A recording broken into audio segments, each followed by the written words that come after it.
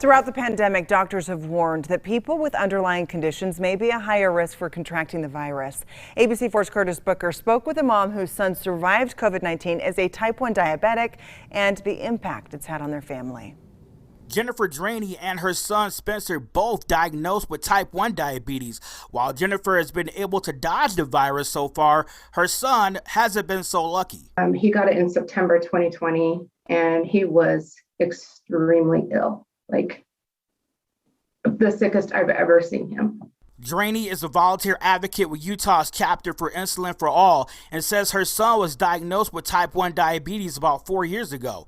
And 2 years later, she was diagnosed with it, all before COVID-19 began a severe impact on our communities. His blood sugars were extremely high and erratic. Recent report, the CDC found persons under the age of 18 infected with COVID-19 were more likely to receive a new diabetes diagnosis after 30 days of infection.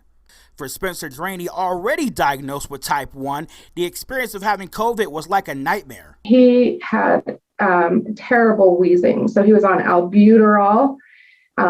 His chest was very tight. The cough was really bad. He did have 103-degree fever at one point. And for mother Jennifer, who couldn't care for him due to quarantine recommendations, prompted some sleepless nights. I actually called every 2 hours to check on his meds.